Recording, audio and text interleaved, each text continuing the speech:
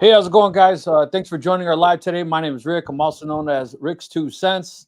Alive here with my co-host Roger from Roger Shop, Steve from Steve Makes Anything, and our new man behind the curtain, so to speak, from the Wizard of Oz, Conrad. So he's going to be helping moderating our channel so that we can focus on answering your guys' questions and not have to focus on the comments or to share them because we want to do that. Do you guys just want to kind of say hello as I gave everyone a warm welcome?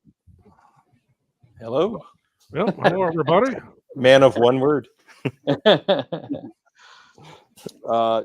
So again, these YouTube lives there are for questions and answers. So if anybody has any questions, who's that? What else got feedback?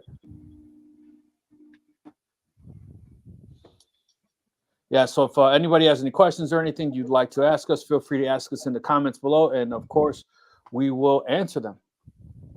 I'm not seeing anything populate. Are you? No. Nothing. Hold on, let me check this. I have 2 people watching. Hello, 2 people. Okay. No Viking today. The bearded Viking Daniel, he is absent in his presence. But the show must go on. We are here. We are live. So again, we're here to ask you guys any questions you have. Let us know. Let us know. How's you guys' week, man? Anything crazy? You gotta, before we start, you got like the Shop Talk logo over top of all your stuff. Yeah, on the bottom of the let's screen. see this. Hold on. I mean, everybody can just go watch my channel. That's okay, but hold up.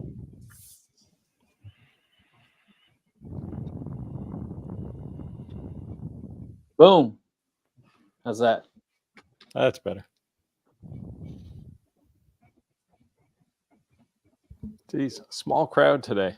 Yeah, small crowd. Well, hopefully people pile in here in a couple of minutes. One thing we did do is we actually did switch our hello from Ohio. One thing we did actually switch up our lives instead of on Friday on Thursdays. So that might have switched up the crowd a little bit. But I'm sure people start realizing that and be able to watch us on Thursdays. 15 people piling in, so it is starting to come in. We switched it from Fridays to Thursdays. People said, hey, it's one thing when it's wintertime, everyone's kind of homebody, sitting home. But when it comes to Friday nights on the summertime, sorry, Rick, we're probably not going to watch it around drinking beers and having a good time. So we understood. We heard and we adjusted. So maybe some people are still thinking we're on Friday night. So thank you for joining us today on Thursday.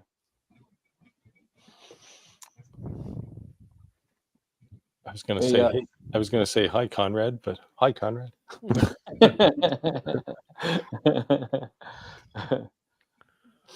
Hey, Roger, did you have anything that you were talking about possibly doing some kind of video showing something? Did you?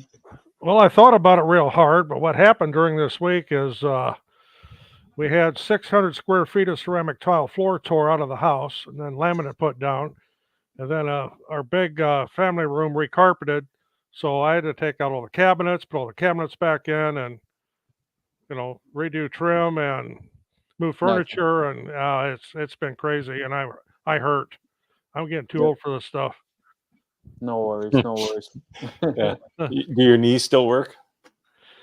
Yeah, sort of. I didn't do the floor. We had it done, especially the carpet. I don't do carpet at all. I do know how to do laminate, but that many square feet and having to tear all of that ceramic, we hired a really good guy to do it. He did a great job. Nice one. But we have dust everywhere, and I do mean dust.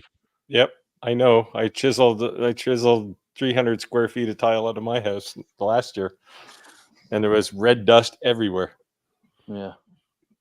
So Steve, you have some exciting news. We were kind of talking offline, and you're going to have some new goodies in the shop soon. I may have a couple of fiber lasers coming. Nice one. It'll probably be April, so it's probably going to be a couple of weeks yet. But that's cool. Very cool. Yeah. Very cool. So yeah, we joined the fiber laser. I probably have a new recreate coming. I've got this xtool P2.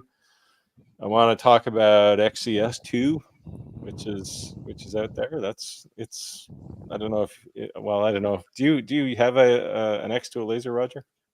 I have 2 xtool D1s, and then I have the S1. Do you have you tried xtool or XCS2? No. Yeah. So the cool thing about XCS2 is you can control all 3 lasers from one place at the same time. Oh, that'd be cool. So you can start a good. job on 3 different lasers. Yeah. So that's their version of LightBurn, right? Yes. Yes. Yeah, they asked me if I would do a comparison of LightBurn to XCS, and I said, well, I don't know who's going to win that. But the more I play with XCS2, the more I like it, actually. Nice. They focused a lot on the workflow. So I got it. Sorry, go ahead. Go ahead. No, I was just going to say that I got an email today, and it was supposedly from xtool, and I assumed that it's a scammer, and I was just going to warn other people. They sent me this big email about, they want me to do a review on one of their things. Then, will I pay for the shipping and the import tax? And I said, this is a scam. And they said, what do you mean? I said, and no manufacturer ever asks you to pay for import tax or shipping. If you're not paying me to do a review, I'm not paying for it to be shipped to me. But just putting it out there for people, if you are getting solicited from these type of people that say, hey, we're going to give you this or that for free, if there's ever a charge on them sending it to you, it's a scam. Every day that happens. Yeah, so it's absolutely a scam. There's no way that any manufacturers will actually charge you for anything at all. At least in my experience. I don't know about yours. You guys ever had any? I never pay for anything. Now, if anything, I just delete those. I did have a company, it was in January, wanted to send me a robotic lawnmower and then let it do a demonstration on it. Then they would pay for me to ship it back. Well, there's not a whole lot of grass growing in like January, February, at least not where I live. Yeah. Yeah, that's it. You guys got any upcoming projects or anything you guys going to be working on? Oh, I didn't know this. Is Clack running a live stream right now? I don't know. I actually subscribed to him. I'm pretty sure. I thought I would have gotten a notification. Not sure. Maybe we'll be bouncing from Thursday then too. Don't want to collide into Clack. I like to watch his live stream. He normally does his live stream on Sunday, but yeah. He popped into one of ours, so I remember I popped in on the Sunday on his. So that's another thing, guys. This Thursday option was from a suggestion from some of our subscribers. If you think it may be better on a what do they call it? Hump Wednesday, maybe to kind of spruce up the middle of the week when you feel like you're in a lump or a hump. Let us know. We can switch that up too. And of course, as always, we're open to suggestions. 100%. Yeah, doesn't matter to me. Yeah. I don't go to work every morning. Well, I do. I work here. Well, I go to work on Monday and Tuesdays. Oh yeah. Yeah. So as my brother tells me, every night is Friday night and every morning Saturday morning. So yeah, I have a long way till I'm retired. So I'm still paying my dues. Well, I did too. I just decided I wasn't going to work anymore. So yeah. Well, I am retired and I'm busier now than I was when I was working every day. Yeah. The job. But no one told you had to do OnlyFans. That was on your own decision. Yep, it's on my own now. Yeah, I do wonder how I ever squeezed in a 40-hour-a-week job. Well, it was like 60 hours, but I just don't know how I managed to do that because I'm busier now than I was when I was working. Well, our big difference here now is since I retired, it's back in 2019, we don't have employees anymore. We used to have employees, and now we don't have them. And actually, it saves you a lot of money because there's no workman's comp and there's no unemployment insurance. There's none of that stuff. Right. So I made a video not too long ago, and I was doing that. I showed you guys those laserable leather patches. Yep. And I got kind of roasted on TikTok because people were saying that that I wasn't exhausting the fumes, right? Well, obviously, you can see the exhaust is right here, right? But when I had that tube, it just looks so ugly in the video. So I kind of turned the camera like this, you know what I mean? Wow. And I removed the tube out of the shot because I just thought it just looked ugly. So I went and bought some 120 millimeter desktop fans. And I'm going to build like a little mini enclosure. And then on the back side, have the hose going into it.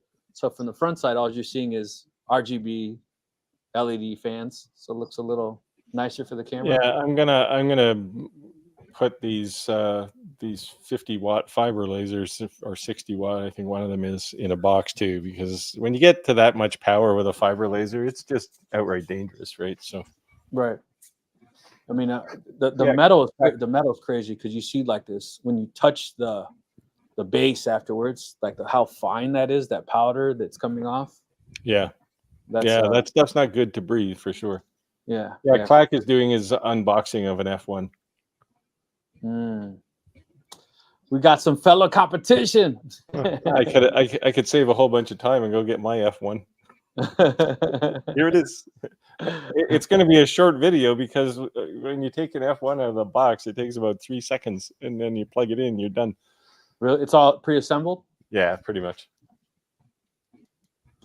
There's no, I mean, you have to put the workspace on, I think, and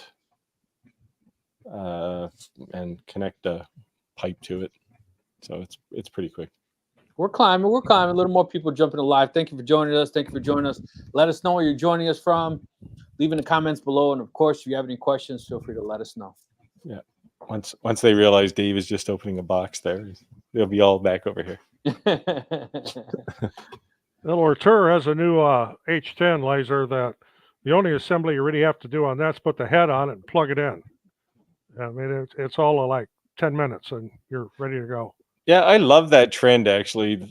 I was probably, I don't know, 18 months ago when, because laser companies will sometimes talk to you after, right? When you review something and they'll say, what don't you like? And I said, I hate the fact that you got to put every one of these things together. It's like a science experiment. Yeah. And I think Aether was the first one, and then the next one they sent me was just basically assembled out of the box. You put the laser module on, and that's it. And now they all do it, which is nice. It's just silly to have to assemble everything. What did I have to put together? Oh, the Falcon 2 Pro. You have to assemble that plastic dome around it, and there's like 14 pieces that you have to hold all at the same time before you can get the first screw in, and it's a bit tedious, but it's that one I had to do some assembly on, but that's I think the last one. I still haven't put my CNC together. Oh, what's wrong with you, man? I know. I was just like, oh god. It's a Genmitsu SainSmart. I thought it was a little guy, the same one you guys had. That little 3018. Yeah. Oh, I used to have one of those. I gave it away. Yeah, I thought both of you had one. Yeah. And the guy I gave it to gave it away because I gave him a better one. So. Hey, so I just got this knife. Take a look at this. I've seen more and more people doing that with metal. They're creating that like Damascus. Yeah. I was actually trying to figure out what's that called. They do it with electricity, right? Well, if you're forging a knife, you create it with the Damascus steel, and it looks like that when it's done. Okay. Yeah, but that's making Damascus steel is quite the art with all the layers they have to do and hammer out. And so it's brass on the outside, and it's that whatever you call Damascus. So now the knife makers will be complaining about lasers not being real tools too. So I'll do some engraving on this. It'll be pretty cool. Yeah. We'll I mean, it's a nice effect, right? What's it say? Oh, sorry. Oh, we both sorry. did it. F1 is a poor man's MOPA. No, thank you. You know, it's not even that cheap, right? Like you can get a 20-watt fiber laser for around the same price as an F1. Now you don't get the diode capability, but you get a laser that's bigger. Now you won't get a MOPA probably for 2,000, but no, I think a MOPA is around $5,000. No, they've come way down in price. The one ComMarker has, well, it's not an announced product yet, but it's going to be like less than $4,000, I think. But how many watts is it? 30? The low power one will be Yeah. that, right? Yeah, probably 20 or I 30 mean, any watts. of them, when you go 50, 60, 100 watts, their prices go up like crazy, right? Like a Right. 100 watt MOPA is going to be close to 10 grand. Yeah. So I think that when it comes to those lasers, like the one thing people have to understand is it's not, if you put a 60 and a 30 next to each other and you're literally doing the same exact thing, like just because it's 60 doesn't mean it's gonna like be twice as fast. The real thing is that it can jump in the higher frequency ranges, so it's doing cleaning passes. So Yeah. so when they're doing this, when they're doing these videos and somebody has a 30 and you have a 60, you're like, man, how is it coming out so much better? And what it is LightBurn just came out with a new input that, like, after you can set how many passes, but after a deep engraving, it's called an engraving pass, you have a cleanup pass and it changes the levels. So but because it does it so fast, you think that it's that much better of a laser. It's really that it's capable of, doing these different type of passes. Yeah, Right? the more power though gives you the capability for more depth, right? Like a 20 watt, the 20 watt comm marker can dig down about, I don't know, a third of a millimeter, like 0.3 millimeters. I mean, it's enough that you can see it and feel it, but it's not a coin, right? Like it's Right. like I showed you mine. It's actually pretty smooth, and I mean, it was like 128 passes or something, right? And if I did 128 passes with a 60 watt, I'd have a hole cut through the thing. Yeah. Because this stuff is very thin. Like I get a real common question on the diode lasers. So, they say, well, I've got a 10 watt. If I get a 20 watt, it'll be twice as fast. No, it isn't. No. It doesn't work that way. And the power speed is not linear. You're going to have to, and I tell people all the time, you got to have to make some tests. Yeah. Yeah, it's one of those exponential things, right? If you have a 10 watt and you want to be able to go twice as fast, you really need a 40 watt laser. Yeah. I agree. But I would say that even though I did start with a 5-watt diode laser, that you should start with at least a 20. Yeah, I can't imagine anybody still can. Well, I won't say this because Acmer just came out with that 6-watt laser, one of the ones I gave away. And I mean, if all you're doing is engraving, that's perfect. But if you want to cut anything, it's not going to do it for you, right? So, Right. Yeah.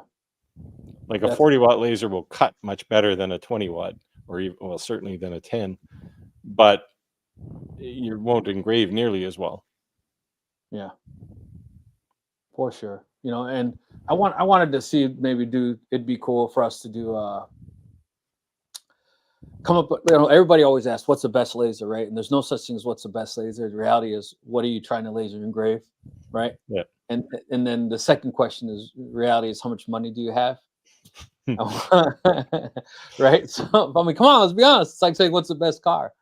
I was thinking on one of these videos that just to write a bunch of random things, almost do like a Jeopardy type of thing, like say I'm gonna grab this tumbler, and then just rattle off right away what you think would be the best option to do that on, and that's so people kind of real get ideas on. There's Michael who won the Acmer 6-watt. Nice one. Hey, so how are you liking it, man? How are you liking it? It's better than a 20-watt xtool. That's pretty sweet. That's pretty impressive statement there. Yeah. So I think what they're doing is they're slowly, and I think Algo Laser started this. They're slowly changing the beam shape. So they used to have, like, if you had a 40 watt, you've got 8 lasers in there, and they used to just kind of stack them side by side in the beam output. So you had this long, skinny rectangle every time you were cutting something. And Acmer or Algo changed the pattern. They have two rectangles side by side, so 2 lasers side by side, but they're stacking 2 in each one of those boxes, and in a 24 watt laser. So they're getting a much smaller beam. It's almost rectangular, and it cuts really well. It cuts like a 30-watt laser, and it's a 24 watt laser. What do you think about, have you had any kind of experience with these RF lasers? I haven't personally, but I've been just seeing a lot of people make pretty crazy things online with them. Yeah, you can do some cool things with them. I don't have one for sure because they're even more money, but um, they're UV lasers, so they're I didn't know that. I didn't know that. yeah, UV probably down around the 300 nanometer range to 280, somewhere in there. Okay. And but they look like a fiber laser, right? They generally have that fiber laser silhouette, but they're UV lasers. Yeah. And the other thing too is with these, since we're on top of the fiber lasers, you'll notice the big difference too is that, like this one, how it's kind of all one unit. Yeah. And then this one's not. Like it almost has like a You desktop. got like a power, like it's got a PC beside it. Yeah. It looks like a, Yeah. literally looks like an old school gaming 1998. Well, the advantage of the one having a separate box is the work surface is very close to your desk surface, right? So you don't have to reach up to put things on top of because like the one behind you is like a 50-watt MOPA or something, right? This one's a 30. This one's a 60. This is the MOPA. Oh, okay. Because what happens is the power supplies get bigger and bigger, and then if it's a MOPA, there's that MOPA control box that they all have, and it's much bigger. So, and they keep trying to pile it into the base, and pretty soon the thing is going to look like a floor stand drill press, right? Hello, everyone. When changing diode lenses, some have a little red dot on them. Does that indicate a up or down side? Can't seem to get a good answer from Google. Appreciate any help. The lens probably has a thread on one side of it. What laser are you using, first off? Maybe that may help a little bit. Yeah. And where's the red dot? Hopefully it's not in the middle of the glass. Yeah, that would not be good. You got me curious now. I might have to look at a lens. Yeah, and I would think you'd unscrew it, right? I mean, yeah, they normally either there's a set screw or you unscrew it. An LM30. I might actually have one of those somewhere. So here, you're talking about like this?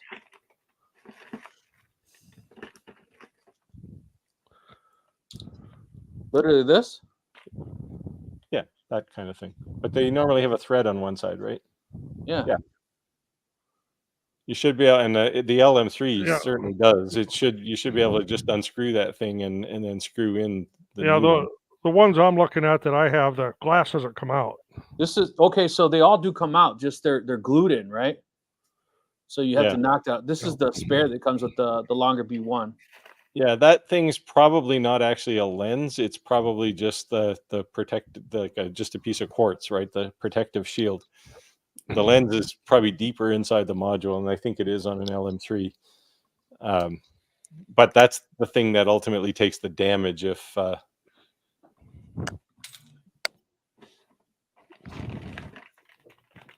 lens itself unscrew and it pops it out. No, I just...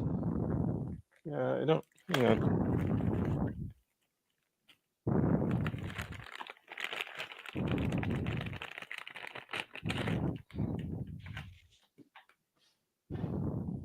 No, just the lens itself. All I have is a 30-watt longer module, and I'd have to disassemble it to get the nozzle off the end. Well, that's like on this one too. I'd have to take it apart to get to the lens, but that's just a flat piece of quartz or something like that. So what's the question? Did you unscrew it and it fell out, or it fell out and you're trying to put it back in? What are you trying to do? That just sounds like it's an orientation point. Right, so that's what I'm saying. Did it fall out? There you go, that's what he says. It's the part you clean when you unscrew the nozzle. Yeah, that's just a piece of quartz normally.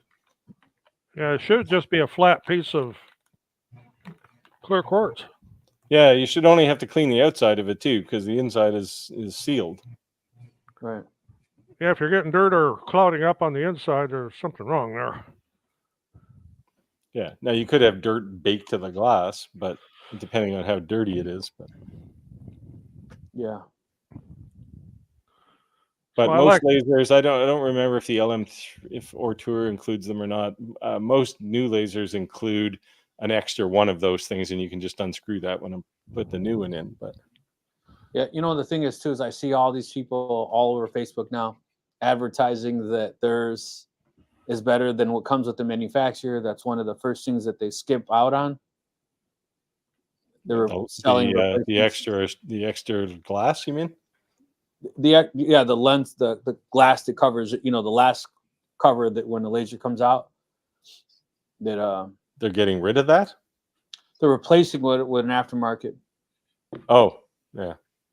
They're basically using this, sending a laser light through it, and then using some kind of device that measures the light, and then using the OEM, and then putting on an aftermarket and saying how much stronger the laser is with an aftermarket lens versus the OEM. Okay, this is a ruby laser head. Here you go, Gary. Check this out.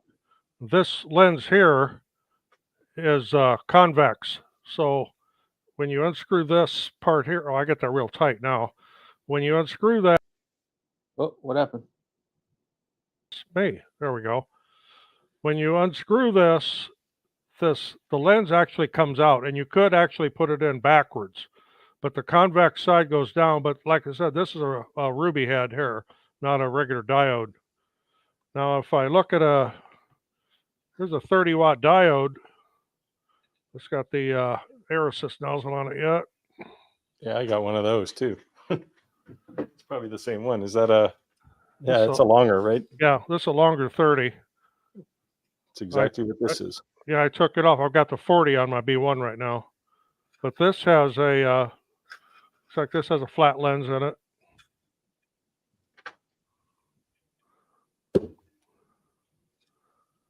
But to actually get this out, I have to take this outer housing off to be able to get to the set screw that's in there to take it off the lens. Yeah, my Tezzer V35, when I got that, I was kind of like disappointed a little bit, and it wasn't cutting that deep. Well, as deep as I thought it would cut. And then I took that housing off, and the lens was like almost completely unscrewed. Like I screwed it all the way up, and it was like the laser was like 25, maybe 100% more powerful. You know what I mean? I was like, oh man. Okay, here's some further disassembly. So the little flat, I would call it a lens protection, is still inside my air assist nozzle here. But on the laser itself, you see that's convex, but that's not removable. Yeah, that's the real lens. Yeah, the thing in your other hand is just a piece of glass, right? Right. So yeah, there's I'll get my camera here. Focus. There's the actual lens. This is what you see in there is just protective. I'll say glass, but it's probably quartz or silica. Yeah. Yeah, and the curvature is pointed down, right? In that. Right. It's convex. Yeah. See, that's different than a CO2 laser. In a CO2 laser, the curve is up. Yeah, and you don't want to put that in backwards either. I've done that. No, that doesn't work very well. What is the difference between a D1 Pro and an S1? About $1,000. Now the S1 is a class 1. Yes. And the D1's a class 4. Here, let me see. So now you have to explain what that is. So that thing over there is an S1. A D1 I have hanging on the wall over there. You're not going to hang an S1 on the wall. So explain what the difference is. What the class means. An S1 is enclosed, right? A D1 is an open frame. Laser wise, like if you have a 40-watt D1 Pro, it's roughly the same laser module as the S1, but S1 has autofocus. It has a whole bunch of extra features on it that you don't get on a D1 Pro. So another thing I'll bring up, a lot of people think if you put an enclosure over your class 4 laser, it's a class 1. It's not. No. So Gary, I think, is not quite understanding. So correct me if I'm wrong. The lens itself has a curve, right? Yes. So the curve should be facing a downward direction. On a diode laser, yes. Diode laser. So if you have it facing where the curve is up, like a contact lens, then it's the wrong way. That should be simplifying. Yeah, the lens, it's actually flat on one side and curved on the other. And in a diode laser, you want the curve to the output side, to the nozzle side. There you go. Hope that helped, Gary. And I think on an LM3 module, you probably don't have just a quartz shield. You probably just have the lens there. I have an LM3, but it's downstairs in the shop, and it's inside have my one. enclosure right now. I have one too, but I don't know exactly where it is. So I'm curious, guys, people that are here in the live, what kind of lasers do you have? Do you have dial laser, CO2 laser? What brand do you have? Just kind of curious. Obviously, you're here for a reason. But we're doing woodshop talk and laser talk. You know, what do you got? What you're using, and what do you want? Yeah, maybe that's a two-part question. What do you have, and what do you need? Right? Yeah. What do you want? Sometimes you just got to get the show rolling, right? And just start with something within your means, and then go from there. Gary got a K1 or a K40 rather.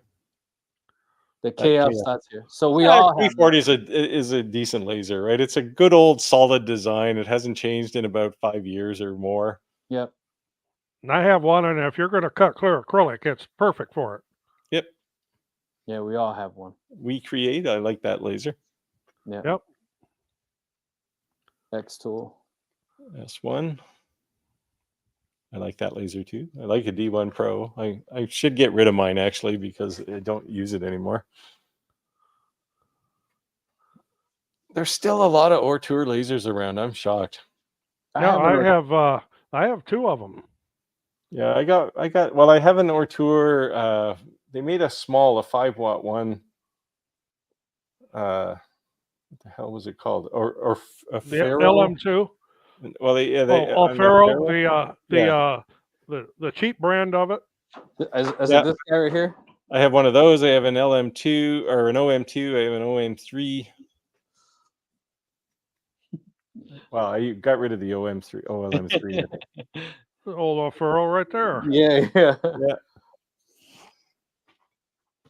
To be honest with you, when I got it, it didn't work. I couldn't get it to move. And what it turns out, I guess that in the G codes, you can write to lock the wheels. Well, you lock movement. It's still free to move, but motors won't move it. Right. So I didn't understand what was wrong with it. And I was on YouTube searching, and someone said they got it. They were so pissed off, and they just, and then all of a sudden it worked. But I was so frustrated after that. I was like, forget this laser. Dollars each. So I'm just like, why would you send it like that? Why would you send it like that? Yeah. 21 xtool. And of course, Michael has that 6-watt Acmer. I'm glad you like it because I was a little worried. They originally the draw was going to be just for one of those, and I talked Acmer up a little bit. And then once I talked them up to a laser, they said, "Well, if you get more than 200 people entering, we'll give you the other one anyway." So, hey, nice. I'll take two. Yeah, Adam Stack makes a good laser too. I've got. Well, I had 3 of them down to 1 now. I sold a couple of them off. Yeah, I have the K1 Pro, which is an Adam Stack, right? You guys both have Iker K1 Pros, right? Yep, sitting on the floor over there. Yep. Comgo Z. Yeah, I had a Comgo. I gave that to my grandson. He's going to learn how to use it. Adam Stack A5 Pro. I just sold one of those not too long ago. The Alfaro I did sell. Tech, nope, didn't have one of those. I like Ray 5s. I do too. I've reviewed all of them. The 5, 10, 20. I even expanded mine to that 850 millimeter work area square. Bought yourself some 2020 extrusion and screwed it in? Oh, they have a kit. Oh, do they? Comes with a wiring harness and everything. Did you guys both have the Arturo V35s, right? Arturo what? The V35s? What is that? A Tezer, not Arturo. A Tezer. Oh, yes. Tezer V35s. Oh, yeah. Did you install the extended leg? No, I haven't. I never installed it. Not on that one. Yeah. I've got 2 lasers, actually 3 with extensions on them now, and I don't need any more big ones. They take up a lot of space. The main reason my Ray 5 now has to lean against the wall. when I'm not The using main it. reason I didn't install the extended rails was because I didn't have an enclosure for it, and I liked the Enclosure enclosure because it's FR, and the fans actually works pretty well on it, and it doesn't have a bottom, so you can use it as a pass through. Yeah. So as much as I thought I wanted the extended extensions, then I didn't because I'd have to build an enclosure. So, Michael, the only reason your belts would fall off is if the belts are loose Yep. and the fan stops working. I don't know what the conditions are. Like, does it run and then just suddenly stop, or does it make a screeching, grinding metal noise as it's stopping, or is it just stopping? Because the fan could be stopping depending on what you're doing with LightBurn too. And also keep in mind that these are just desktop PC fans, right? So there's bearings in them, and if you don't regularly maintain your laser or blow it out, clean it out, it could just be getting garbed up with dust Yeah. and dirt and grime. Especially No, the exhaust fan. I had Yeah. a 3D printer where the belt kept coming off of the y-axis, and then it was actually ended up being the sprocket had cracked Oh. on the motor and was slipping, and when it would start to make a fast retraction, the belt would come off. And I about went nuts trying to figure out what was causing that. I took this this is a 2-inch that goes with a 6-inch above that. And I put that valve on there so I could turn it off so that the exhaust is not, sucking from one laser if it's not doing it other, so that there's more Yeah. suction coming from laser being in use. And when I looked down that 6-inch tube, I was surprised how much stuff was actually all stuck to the inside. Oh yeah. It was a Smoke lot. is really just dust, right? So Right. A lot. So I think I'm gonna buy one of those. I don't know if you guys ever seen it. It's like they're used for a dryer vent. Put it on a drill with a snake. I think they I'm have a literally hand gonna one buy too. You can just rub it in and out like a toothbrush. Yeah, I think I'm literally gonna buy that. Sane Smart 4040. Oh, you took it away. Yep. I have a 4040 Reno. I just did an upgrade on my 4030 to a 6060 now, and it's a really nice upgrade actually. Nice. Well, my next upgrade on my 4040 is going to be to put a trim router on it. Yeah, I did that at the same time. Sane Smart actually has four, like it's 1313, so it's 4 feet by 4 feet upgrade rails as well for Wow. the 4030 Pro. Yeah, That's that's quite an upgrade. Given that you're Yeah. when you do this upgrade, you basically take a handful of parts and keep them and throw the rest away, and Really? then assemble. Yeah, yeah. Well, you're throwing all the rails away, right? And the cables and the drag chains. So you got basically a handful of brackets and some stepper motors, and everything else is gone. I do not put grease on the wheels of my lasers. Nope. It's gonna No. actually do an opposite effect, right? Because they're greased and all that grime is gonna stick to it. You should probably just keep it clean. I just blow it out with a compressor. Well, the wheels Yeah. are sealed anyway. You don't need to lubricate those. Yeah, if they're 608 bearings, they're basically a sealed bearing, so Right. you don't need to do anything to them. Yeah, I just take my And we're losing Rick there. And the beauty of those wheels is they're so cheap to buy. You can buy like 20 of them in a pack for $20 or something, $25. Yeah. So just as general maintenance, about every 18 months, you can take them all out and put new ones in if you want. Yeah, and since we're on Yeah. the subject of wheels, I'll bring up something I hear about quite a bit from viewers, is they get flat spots on them. Mhm. Well, if you tighten your eccentric up too much, make it too tight, then you let the thing sit for a long time, you're going to have flat spots on them. Yeah. And they make little bumps, and then you're going to have to change them. Rick had his little air pistol there. He was trying to look at me. I got an air pistol. I was saying Yeah, this those is how I clean my my laser. I just hook it up to the compressor and blow everything out. Also everything great out. for CNCs. Yeah. But then I make sure I turn that guy on for sure, because you start blowing that out, that dust is going everywhere. Yeah, I got one of those too. Oops, where did it go? Skateboard wheels. Here we go.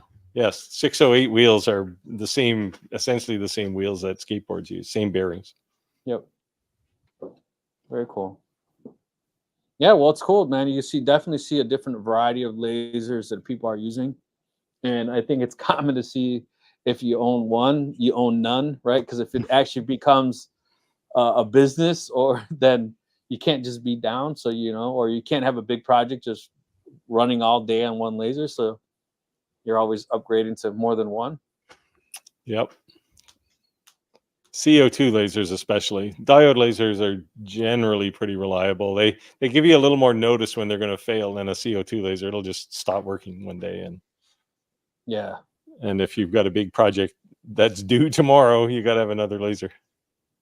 That's they always say when you buy a CO2 laser, you should also buy what is it, an extra tube the same day you buy it, just in Yeah, case. I got for both of my CO2 lasers, I have extra tubes.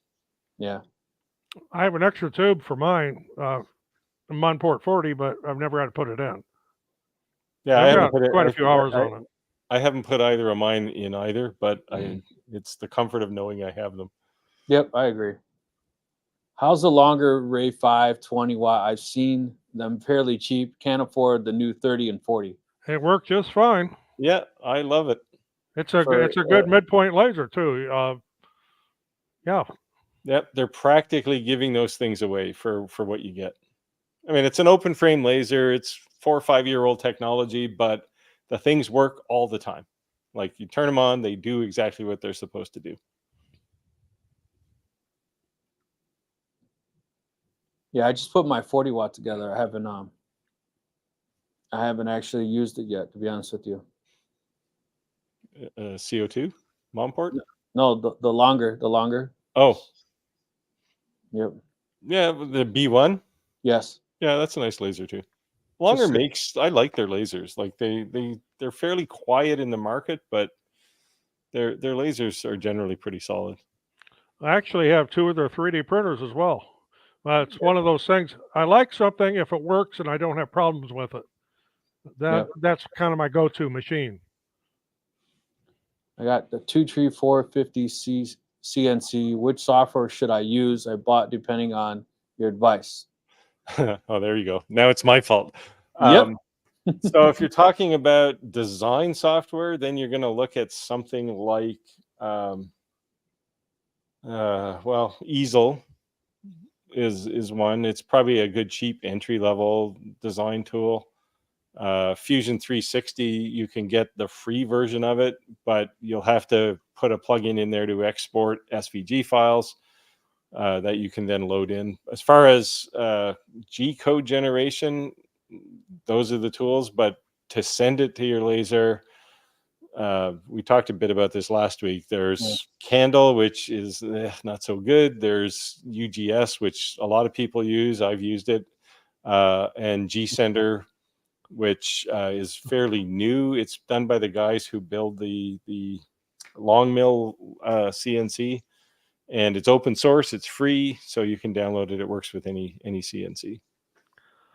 And yes, I have a lot of 3D printers. 11 of them. I don't have two of every kind. I like to have two of these X1 carbons from Bamboo Labs, but that's $1,500 3D printer. And yeah, Bamboo's not real eager to give out review units either. I've noticed. Yeah, I guess you don't have to when you've got a big expensive laser or CNC or 3D printer that you can sell all you can make, right? So I mean, I had to kind of schedule this tonight so that I'm not running any 3D printers. So Poker chip. That must be the big chip, the $1,000 chip. It's about an inch thick. Yeah, I got a video coming out with all that stuff that was in that box that I showed last week. It wasn't open yet. I opened it yesterday. He sent me a lot of cool stuff. Cool. So I think that's cool too, because Father's Day's rolling around. Yeah. Oh, well, that one went away. Yep. The comment about the 40-watt laser. Yeah. You don't? This is mostly true, I'd say. If you want to cut with a 20-watt laser, you can do multiple passes. You can, if you have Z-axis control, you can drop a millimeter or two in between passes, or you can just manually do it with two layers. 40-watt lasers will definitely cut, but at the end of the day, the power is not the problem. The lens focus is the problem, because if you start cutting deeper, then you end up with you're running, the beam isn't parallel. It's not a tube. It's basically a cone, two cones, one on each side of the focal point. So you're going to run into weird shaped edges if you Kerf, try to cut right? things too thick. Yeah, once you get up past, let's say, half-inch thick, and you're cutting with a laser, that edge will not be square. It'll have a little bit concave. Steve, Yeah. correct me if I'm wrong, but I think I remember watching one of your videos about kerf, right? Didn't you make a Yeah. video about that? Hasn't everybody done a video on kerf? I haven't. I Yeah. actually The watched it first. easiest way to do kerf is to cut out like 10 squares. You want to and then explain what kerf is first for some people who don't understand? So kerf is the amount of space the beam takes when you cut something. So it's like a saw. When you cut with a saw, the saw has thickness and it leaves a hole that big where the saw was. That's kerf. And lasers have it too, because a laser beam is, typically, well, if it's a higher power, 0.1 by 0.15 or something, that's the size of the hole it's going to punch through the material just for the beam. And you have to account for that. Now, the good news is things like LightBurn can do that for you. But if you have, I did that kerf video for a CO2 laser, which tends not to do kerf compensation very well. And you have to adjust for that in your design sometimes if the absolute size is critical. Like making I did one where I made a checkerboard, and every single square had to be exactly the same size, and both horizontal and vertical. Otherwise, the thing doesn't fit together. So you have to do a little bit of testing, cut some material, and do a lot of measuring with a caliper. So another good example would be if you're making those puzzle pieces that people make for kids, right? Where you can, they color the letters all different colors, you put it in. If you want the letters to not be sloppy in the cutout, right? Because you have blowout, right? That's kind of the kerf. You also need to remember that the kerf shape is not the same on X as it is on Y. Yeah, there's the question on screen there. Yeah. So we typically not. If you're lucky and you have I'm trying to think of one. Well, if you have a fiber laser, for example, the beam is perfectly square. But if you have an algo laser, it's pretty close to square. But most lasers, if you have a 40-watt laser, it's definitely not going to be square. It's going to be 0.1 millimeter by 0.15 millimeters or something. Well, and you do have to compensate in both directions. Yeah. So, and then you can also get into the argument that being out of focus and all that, I guess you can just go watch Steve's video. I watched it. I actually watched it twice because first time I was like, huh? Oh, that's good. Bump up those views for +1. First time I was like, hold on. Let me watch that one more time. Yeah, when I did that video, somebody complained and I should have actually fixed it, but I was lazy. Somebody complained that I was going through because you cut out 10 squares or something, and I was going through the lines between the squares twice. Once for this square and once for the square beside it, and made the argument, oh, this is not right. The beam is the same size both times, so you're not really making much adjustment there. The reality is you can calculate this anyway. So unless your laser is wildly out of spec, you're going to get close enough. It only matters if you're making like finger joints or something where you're trying to get things to fit really tight. So creative crafts. Yeah, that's true. And one thing I wish my laser could do that it can't is I have a little project for a carpenter here to duplicate some chair molding from a 1800s house. So it's going to be a matter of a lot of table saw and router work with different bits. It's going to be interesting to do. Wish my laser could do it. Well, lasers aren't really a 3D device, right? No. I can 3D print little pieces of it. Well, you got a CNC. Just do that. I went down that rabbit hole. I think we talked about that last week with my house is from 1865 and reduplicating the trim in my house, and that was, man. Yeah. If you go to a shop that can do shaping, they'll make it for you. It won't be cheap, but Right, I know, but I'm doing one room at a time. yeah. I literally like gutted the rooms all the way down to the studs. Yeah, Pulled conduit the in, pulled expense though, wires. if you're getting a custom shape made, like shaper bit, Mhm. the expense is not making them. The expense is making the shaper. Right. So once they have that made, you should be able to go back and buy just another run. It shouldn't be that expensive. I do have a shaper, but it's out in the Right, back but shed. I don't think I've used it for 10 years, but Yeah, I it's it a think does lot it of work. was work. like $1,700. Whoa, I'm disappearing. You're briefly it looked like a skull there, but Yeah. wow, what's happening to you, man? Oh, we lost him. All right. Needs to put this in his shop. I'm gonna Yes, jump out. there he is. Oh no, he's still kind of. Oh no. You really need a better internet connection, man.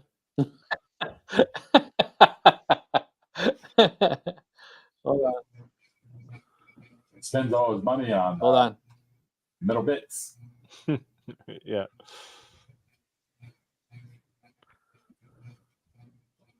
And he's gone.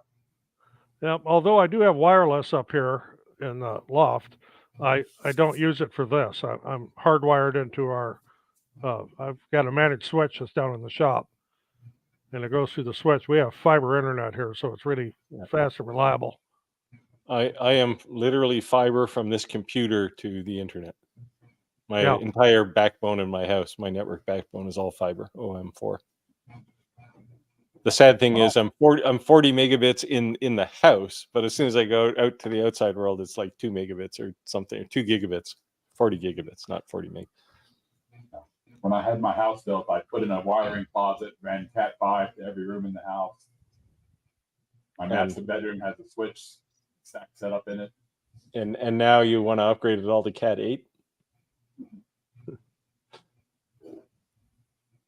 Well, I run for my CNC. It VCarve runs in Windows, and this is a Mac, but I have a virtual machine running on my NAS, which is across my driveway at the other end of my house, and I can probably run Windows from that machine on here as a virtual machine faster than most people's PCs, because it's on like a 24 core machine running in my NAS. And it's all fiber between here and there. It's just pushing pixels. So,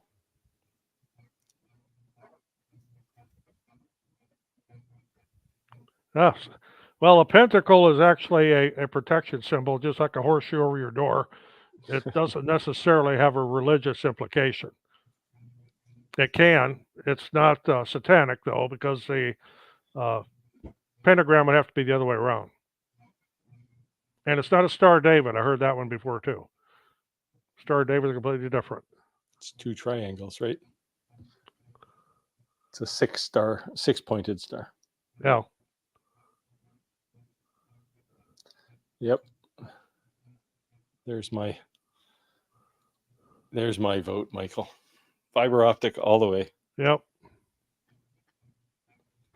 And it's not enough to have fiber optic, because most computers only have gigabit Ethernet in them. So you have to have some kind of adapter to get the Ethernet. But I have a 10 gig Ethernet adapter on this machine, but my NAS has like 40. Like, the problem is it all costs money, man. There's a lot of money. Switches, especially 40 gig switches or even 20 gig switches, are just insanely expensive. But I have 10 here, 10 in my shop, because 10 gig switch there and a 10 gig switch there. To call your internet provider, Rick, because you're still looking a little. Am I still little looking weird? Am I still looking weird? Yeah. Looks like the aliens are after my you there. internet's been having some issues. You're melting. I'm undercover. don't know. Yeah. I noticed The- today when I was on Teams, my internet was acting a little goofy. Can you change your I might have video to jump in upload on my from? phone. I was saying maybe you could change your video upload from 1080p down to 720 or something, and reduce the bandwidth you need, or even go down to 480. Or if you go less than that, you look like you came out of Minecraft. Yeah, let me check that out. Yeah, I dropped mine to 720 for this. I mean, we're all cut into 4 squares on the screen anyway, so.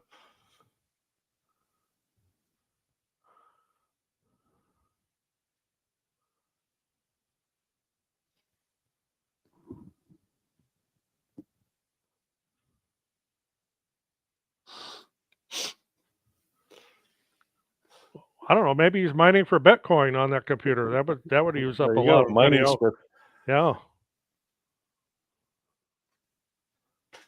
Yeah, Bitcoin miners are just brutal. When I was working in industry, we had a bit of a security breach, and one of our clouds basically became public, and it took about 3 minutes before there were like 1,000 Bitcoin miners on it. It was just insane. Like they Oh, must be just banging on the door, going, "Can I install yet? Can I install yet?" I was doing this years ago when Bitcoin was getting to be a big deal. Working in a data center, putting a new UPS system in for them on the electrical side, and the admins there caught a couple of their guys using the data system servers to mine Bitcoin. It's a So good they way to didn't get have to fired. pay for their own power. They didn't have to pay for their own power. It Yeah, takes a lot of power to mine Bitcoin.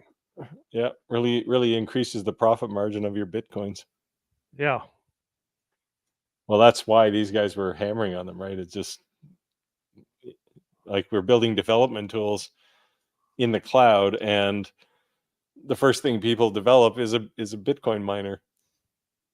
But we built a little bit of intelligence into cloud management to look for Bitcoin miners and kill them pretty quickly. So all good fun. Oh, we lost Rick, and he took all the questions with him. I haven't seen a line move there at all. Hey, what's this? An Algo Laser 40? You sure it's a 40? Because do they have one yet? I know they're coming out with one imminently. It could be like, oh yes, it's a quick Kickstarter project. Yeah. All right. I don't understand that. It's not like they're poor. Why do they need a Kickstarter? Well, that's why they're not poor. Yeah. You know, if you can pay for somebody who's going to buy a 40-watt laser module to pay for development, why not, right? Xtool does this, and they're like the biggest laser company. Well, Creality does it too with their 3D printers, and it just floors me that they do that. Yeah, it's kind of a sleazy way to do business, but yeah, I talked to Gil over at Algo Laser, and I was trying to get him to give me one of these 40-watt lasers early, but they're managing the entire thing through their Kickstarter project. So you'll probably have a 40-watt laser before I do, Musa.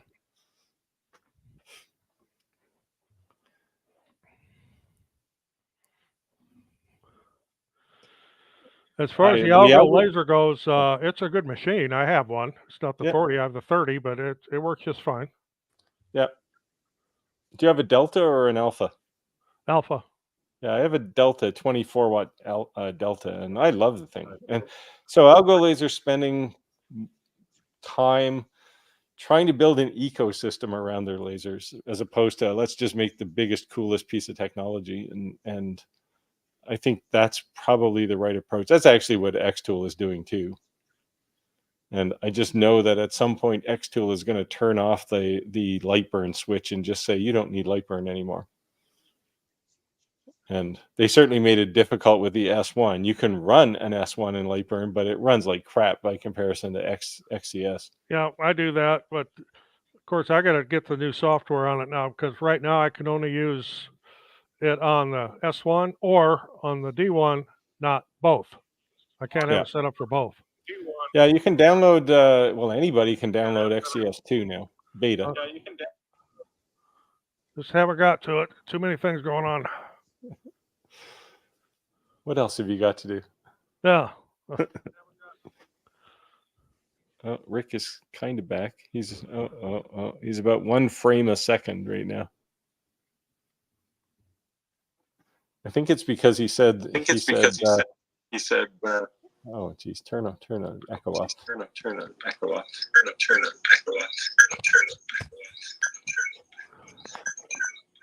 Hold on, sorry guys.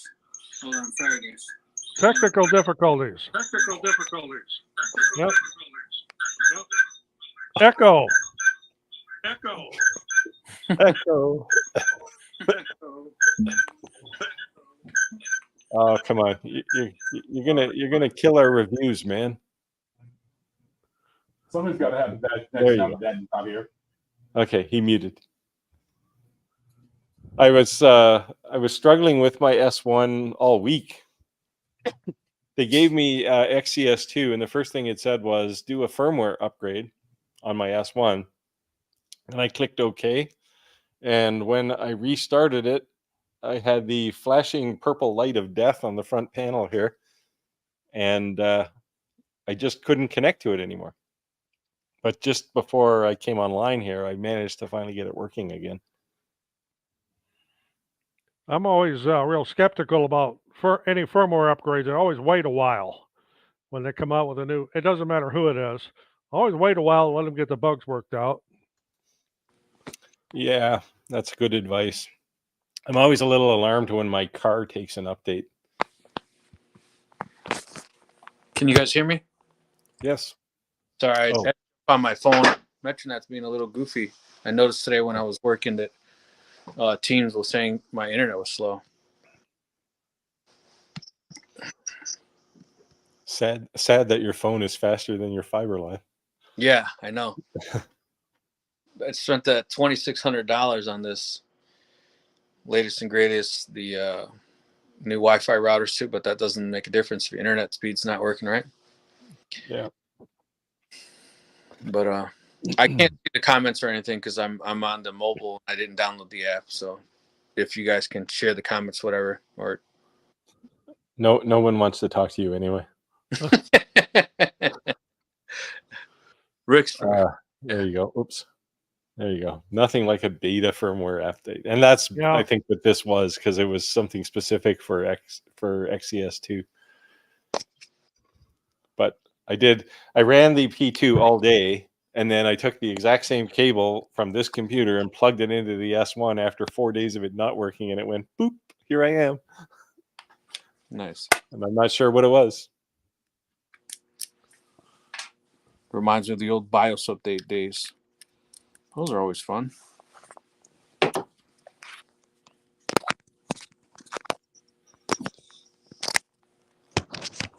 Is my audio okay? Yes. Yep, I can hear you good now. No Just- more echo. Yeah, I'm just using the mic that's on my phone.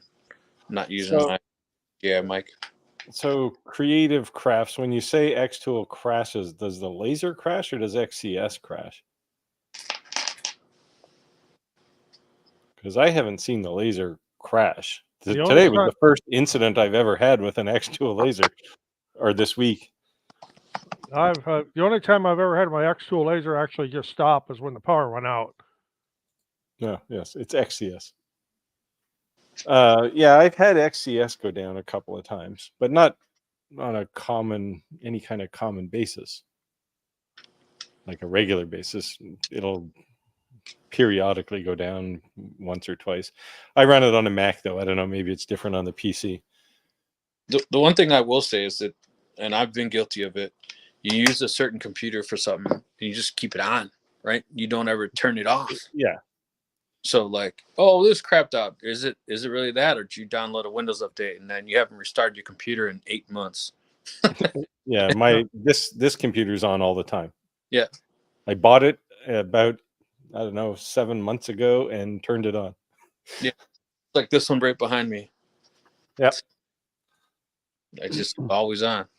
Now, the laptop I'm on right now, it's a HP Pavilion Core i5 Intel, and it's on all the time because I run all my 3D printers off of it. Yeah. There you go. It only crashes when you're doing something important. That's to be expected, of course. That's Murphy's Law. The one thing I do like, though, is I like running with a dual monitor so that I can actually make LightBurn big, and all the side stuff, I just rip it up to a second monitor. Yeah. So it makes like the whole display actually my workspace area. Yes, this was the first time this week I've had any incident with an xtool, anything. Yep, dual monitor, there you go.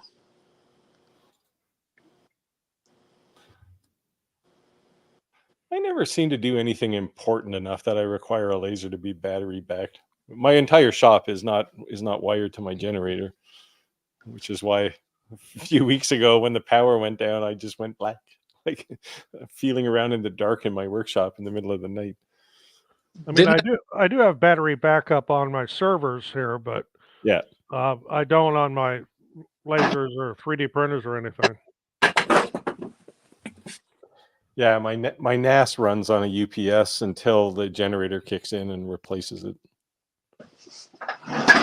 I'm really just using my UPS as a power conditioner, right? It's a power conditioner. Yeah. That's really all I'm using it for.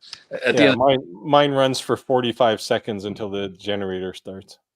You know, if if I'm so worried about running my laser while the power's out, I think I have bigger issues than my laser, right? So this comment is interesting. I think that ultimately xtool is going to, they won't necessarily force you to use XCS, but they'll make it so compelling to use it that you'll want to. When I first saw XCS, I don't know, it was probably 2 years ago, whenever it came out anyway, I thought this is terrible, but just because I'd been in LightBurn for so long, and I actually prefer XCS for a lot of things now. It just works. All crashes aside, the things that it does, and XCS2 I think is a bit better even. The workflows are easier to understand, I think, in XCS2 than LightBurn. LightBurn is actually pretty hard to use for somebody new, but it's quite powerful. That's its thing, but I don't know. I'm almost to the point where I'd rather use XCS now. A lot of times, and when I do use XCS, I design in LightBurn, then export it, and then bring it into the xtool software to play with. I use Illustrator. I don't actually design anything in LightBurn. Yeah, I try not to because I just move around to so many different lasers. Like if I want to move it to a CO2 laser, then it may have a different design. Like I may tweak the design for a different laser, and I don't know. I don't. If it's something simple like put a box around something to cut it out, sure, I'll use LightBurn, but I don't generally design in LightBurn. It's nice that it has all that power, but I've tried. It just seems like it gets way more difficult, right? But yeah, the thing it won't let you do is like I use Fusion 360 for a lot of things, and I like to do assemblies so you can see if all the parts are going to fit together. You can't do that in LightBurn. Yeah, you just got way geeky with that one. Yeah. I actually have a CAD program from back in the 1990s called MegaCAD. I still use that. And I'll just export my file in DXF and pull it into whatever, because that's what I started out with way back, and I know it real well. It's not as powerful as Fusion 360, of course. You can't do any 3D modeling with it, but for just a two-dimensional design, it's great. Yeah, so I wanted to put that on my Mac. That software is pretty expensive, man. Which software? The what is it called? Fusion or Yeah. Well, there's a free version you can use. Yeah, you can use the free one. Like you can install it for free. And it limits you on, you don't get any cam functionality, which if you're not doing, well, I don't like their cam functionality anyway, but you can design there, and then you can put the shaper plugin in that will allow you to select an image and export it as an SVG file. And then you can just pipe that right into LightBurn if you want. I have the pay version of Fusion 360 because I just use it so much. How much is it? Like 1,700, right? No. Annual fee. It's. I got so the last one I got was $349 or something. Okay. As I thought for a The, Mac. it was some deal they had going. They always have sales, right? They like 2 or 3 times a year they'll have like 60% off, and that's the time to get it if you want to. This year my subscription was coming up for renewal, and the renewal price was, I don't know, $500 or something, and I was ready to push the button on it, and then I got a message about a sale, so I actually bought another license and let that one expire. So for a month I had two licenses, but in the end I saved a couple $100. So Nice.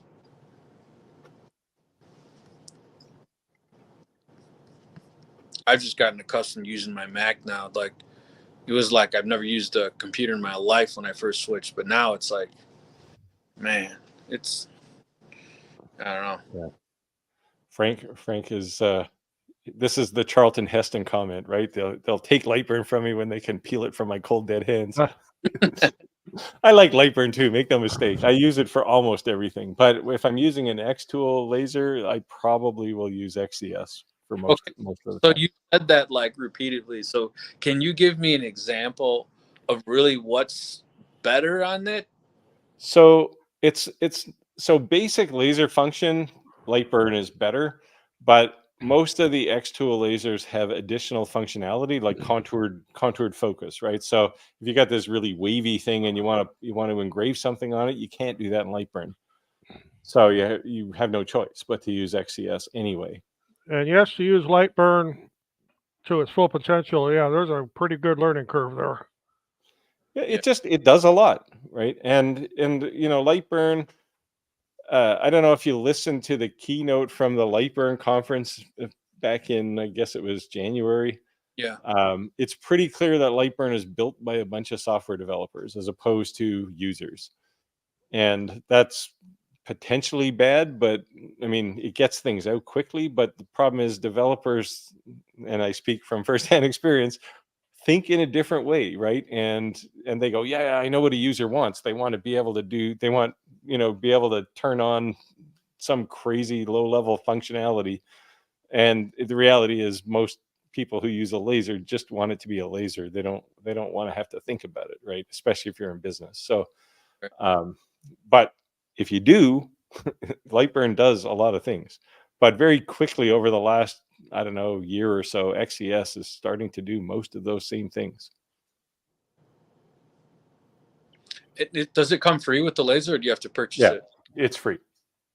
And all the patches are updated, or is there a trial? Yeah, all firmware and XCS software are free upgrades.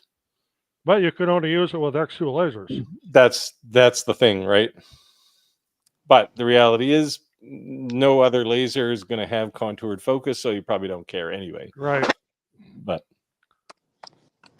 even things like their slide mechanism that goes under the P2, right? It'll cut something that's 5 feet long. You aren't going to be able to do that with LightBurn. Right. That's cool. Well, that's pretty cool, actually. That I would assume most manufacturers would give you like a trial version. It's good for a year, and then expect you to kind of foot a bill afterwards. The fact that it's free, that's kind of wild, actually. Yeah, well, they're in the business of selling lasers, right? Not software. So. Yeah, but you know how that is, upsells, right? You want all the bells in most companies' cases, so. Yeah, well, they have to. It's a tedious balance, right? If they started charging for XCS, people would just stick with LightBurn. Right. It's cool. I think it's But cool. there are definitely things XCS can do with an xtool product that LightBurn can't.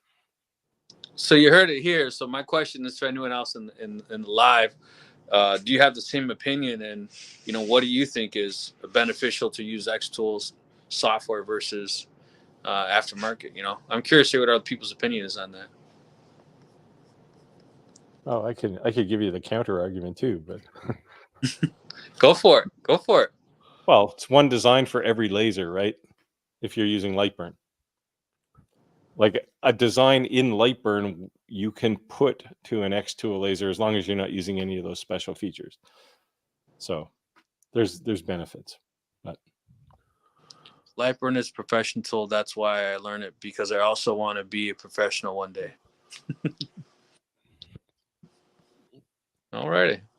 Well, when you get into 3D printers, since I have a lot of them, a lot of companies have their own proprietary software for their slicer software, and a lot of them are based off of Prusa, which is there's Cura, of course. Creality has their own.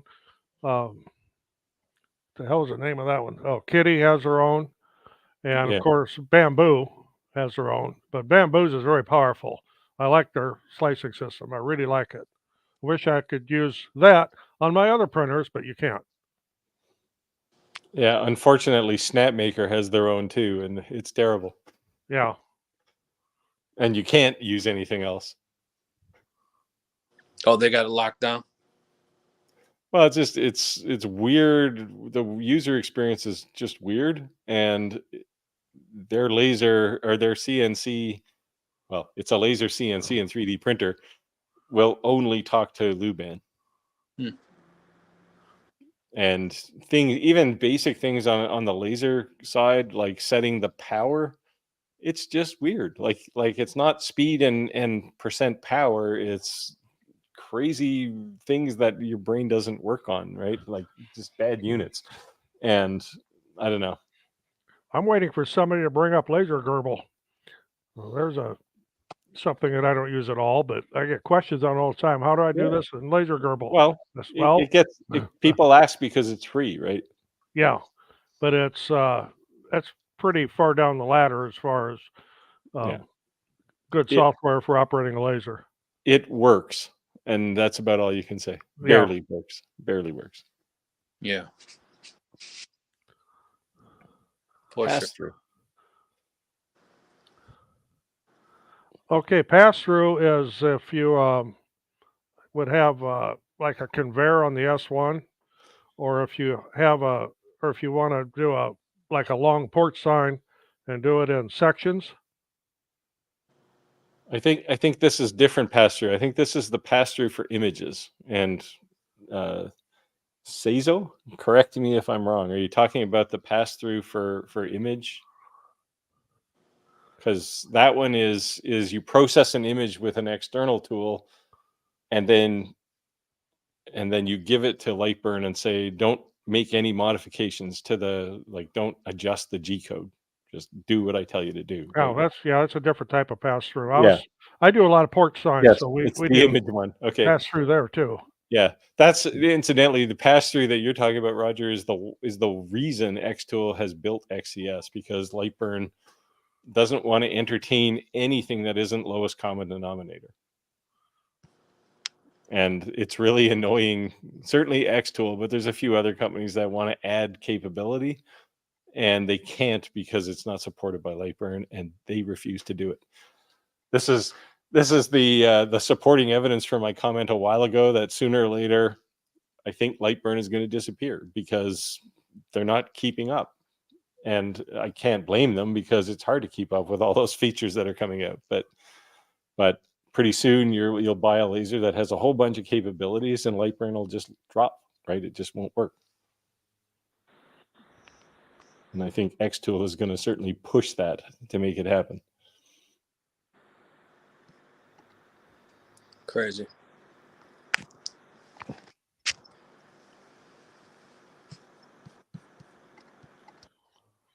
Well, there's a huge price difference between the Algo 40 and the xtool S1.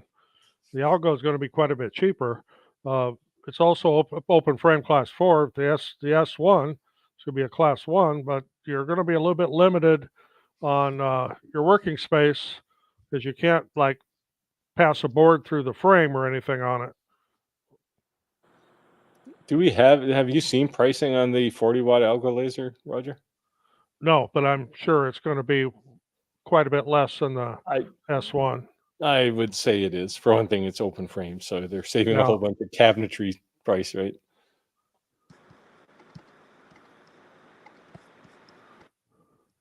I'm trying to see if I can switch back to my computer. I just ran a bandwidth test, and I'm at least getting 200 megs now. It's not a gig, but we'll see. Yeah, the open gantry lasers I've done. I did a job here this last fall where I did a bunch of doors. Of course, I didn't put the laser vertically on the door. We took the doors off and put them on sawhorses, but then I just set the laser on the door, lined everything up, and framed it, and did the engraving. Yeah, as long as you appreciate the hazards of an open gantry laser and deal with it, you're. I mean, they're fine, but they're not overly safe. And in answer to your question there, I don't think LightBurn is going to go away. Like I don't think it's going to be a slow drift down to zero. I think somebody's going to broadside them and say, "Here's a new product that's better than that one," and people will flock to it. It happens all the time in software. Yeah, I agree. They're hugging the last tree in the forest, and somebody comes along and says, "Well, come over here," and we got something better. See, I thought DOS was the greatest thing there ever was till they came out with Windows. Well, you had me with, what did you call it, MegaCAD? Yeah, MegaCAD. That one goes way back. Yeah, it was probably popular in the day. Yeah, it came on a 5 1/4 floppy disk. That's why no one uses it now. You probably have the last 5 1/4 inch floppy disk. Oh, I just saved the file. You don't need to load it into a computer. It just runs right off of itself. It's kind of like Candle. You know, you can't install that either.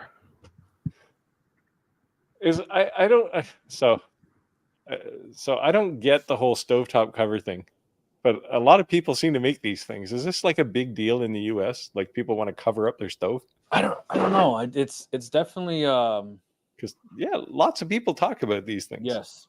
Yes, I see a lot. People ask me, and I'm like, I don't know. I have no interest in making one, to be honest with you. Yeah, and that's a perfect place for an open frame laser, or if you got one of those giant extended ones like Roger has there, or I got the xtool one, but it's only extended in one direction. But yeah, for that kind of application, you either need an enclosed laser you can take the bottom out of, or you need an open frame. I do see them. They are pretty popular, but I do see that's also more crafty, I guess. I don't know. I'm not insulting anybody, but I definitely see those made at craft fairs like crazy. Yeah, I've talked to a few people, and this is what they make, and they make a living off of it. And it's like, holy cow, how many of these things do you sell? Yeah. Because, I mean, in Canada, I don't know anyone who has a stovetop cover. I don't know anyone who has one either, but apparently people are buying them because I see them all over Facebook, even the marketplace. I mean, I see them everywhere. In every Facebook group, I hear people talking. Same thing with those ammo things, the ammo containers. Like an ammo box? Yes. Everyone, I see people posting them online. I'm like, anyone I've ever asked, like, they're like, dude, I couldn't sell them. I mean, I invested all this time getting all dialed in, and so I'm like, where do you sell? I love Frank's response. I don't know what it is either, but I'll still make them because they pay me money. That's the right approach, incidentally. You can't have passion for what you can't always have passion for what you're building. You have passion for something that pays the rent sometimes. And yeah, I agree. Like sometimes just because you don't like it doesn't mean the customer doesn't like it. You just have to make what the customer wants. Yep. And I've made things too where I look at the customer says, I want this, and you look at it and go, what the hell do you want that for? Like, I'm gonna have to. Well, I've got this fistful of money. Okay, I'll make you one of those. No problem. I see the value in it now. That's too funny.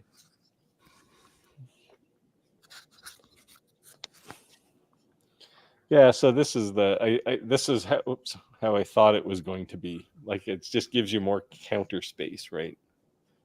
I guess, and I could see that. I would just forget to take the thing off when I turn the stove on, and I would probably cause a fire. Well, don't make it out of wood. They're all made out of wood.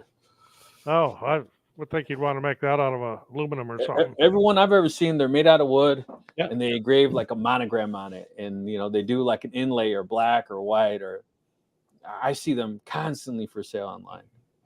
Yeah, So I don't know. stove covers or noodle boards.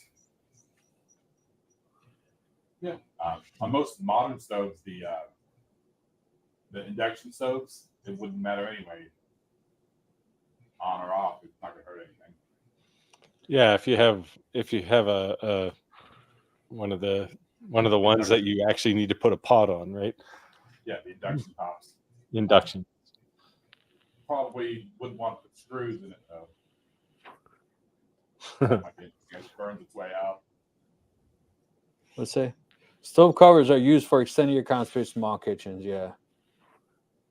Cheap metal stone covers would do good for DTF heat place. Oops. For DTF heat press, subject matter would sell. Roger, you do DTF as well, correct? Not DTF. I do. That's what I've been getting up a lot. I'm running prints on a sublimation printer. So I have an Epson 570 for sublimation. I've got a Sawgrass SG1000 running over here next to me, and it's quiet. That's why you can't hear it. But I have to go and pull the prints off every so often. I've got a order for a lot of tumblers, skinny tumblers, 20-ounce ones. We buy them by the case. Nice. Hey, let me know if you want a case of them. I got somebody who wants to send them to me. Depends what brand it is. If it's, I'll send it to you offline. Okay. Some of them are really crap. Yeah, well, then just say they're crap. I've done reviews on quite a few different brands on my channel. They're off Amazon. So I read their feedback, and it seemed like they're pretty decent. But I have a 17-inch. I haven't said this out loud to anyone yet, but I have a 17-inch DTF dual head printer coming with a mini shaker dryer, and then I have a 4-foot DTF 4-head 8-color channel DTF printer coming as well with the full shaker, vertical shaker. Do you have a die cutter? A what? Like a die cutter, like a Cricut or a Silhouette? I have a 54-inch Roland. I'm gonna try to. You want to see a hell of a die cutter? If I can turn this around, it's sitting over there on the stove. Nice. 24-inch. Had it given to me. Says here it doesn't work. Had a bad cord. Use Flexi. That's all it was, a bad cord. Use Flexi sign. What was that? Flexi sign. It's a software. I could. I haven't played with it too much yet. Okay. That's what he says. There's a sale for everyone, not cheap. Yeah. Yep. Just like we were saying earlier, if someone's willing to buy it, then someone's willing to make it. Yep. As long as there's a market, right? I've never seen anyone use one, but they do seem to be popular. Yes, out of wood like a cutting board, they use them as cutting boards while on the stove, and put in their counter while using the stove, and you don't lose counter space that way. Yeah, it makes sense. I just wonder, like I said, I would forget to take it off, and I would turn the stove on, and it'd cause a fire, I'm sure. Yeah, I don't know. I don't know. I thought about it. I'll be honest. I thought about it, but I was like, Well, when I was a kid, my mother used to store extra potato chips and so on inside the oven. Every once in a while, turn on the oven and forget they were in there. I don't know if it's just a Mexican thing. Very Mexican. I know you open their stove, it's full of pots and pans. Holy shit, I had this thing preheating. There's 5 pans in there.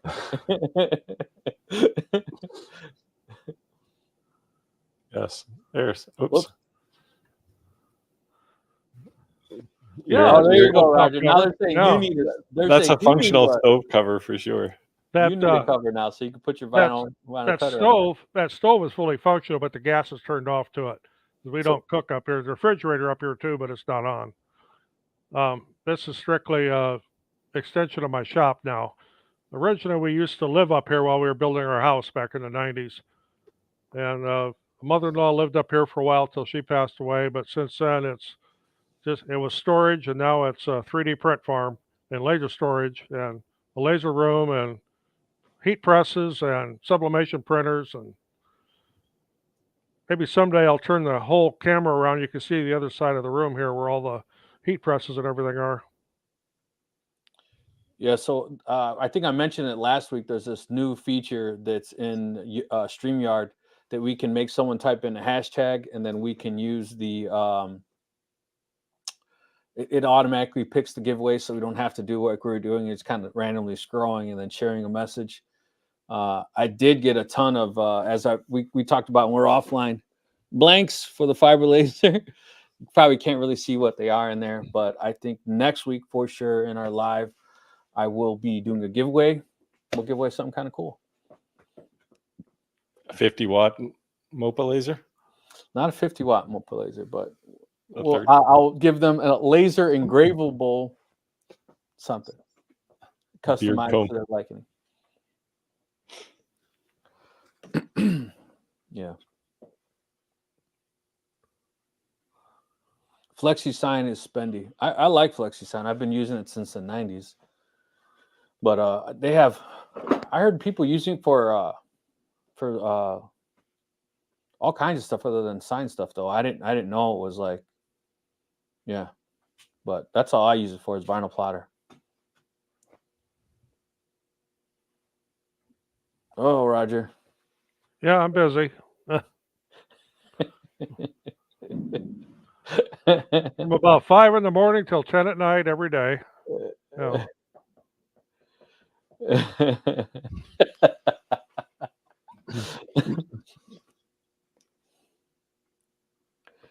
I like to pick a message. You like the scroll message? Well, I know why he likes that because he won the laser.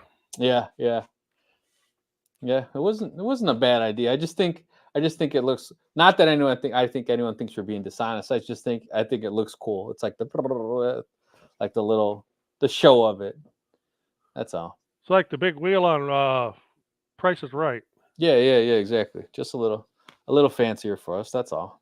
There's one for YouTube videos. That's why when I did my contest, I had everybody put a comment on the video, and then I could just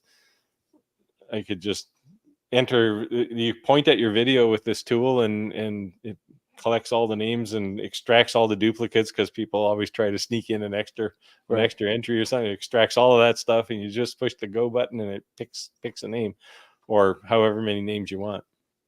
Nice. That's cool. Busier than a one-legged man in a butt-kicking contest.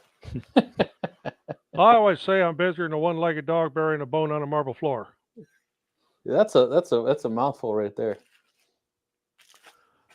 What do you guys think about these metal business cards? This one's actually pretty thick.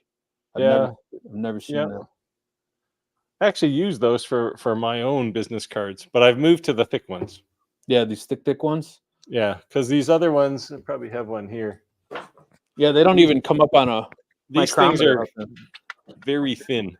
Yes, you can hear that, right? Yeah. Yeah, they're super thin, but the other ones are more like, I mean, you could bend it because it's aluminum, but they're fairly thick. I still contend that metal business cards are the most expensive way to make a business card, but yes, if you're in the engraving business, right, it makes sense. It's 0.7 millimeters. Yeah, I think mine are 0.7, 0.8, something like that. Yeah, and I did it in millimeters just for you. I like that one. I appreciate that. I did tell you I'm bilingual, right? Yeah, I know.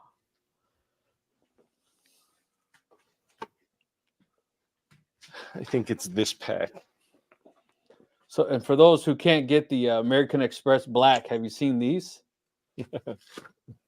Have you seen these?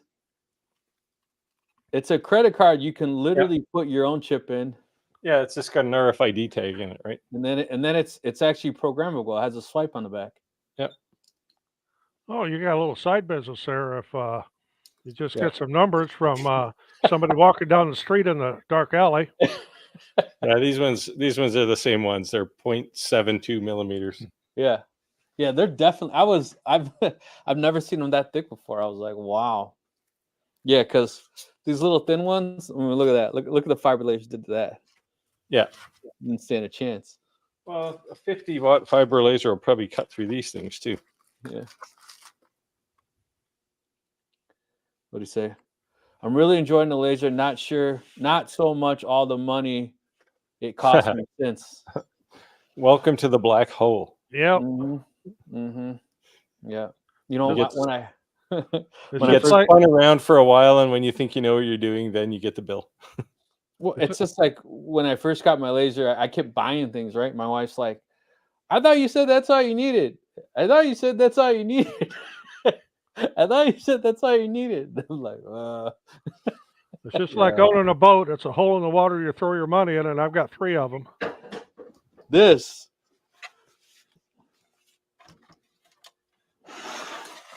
stupid thing is so expensive. It's Seen like these? it's like a machining there. scientific table, though, right? Yeah. So the reason is when you're doing on the fiber laser, you'll have to get one of these.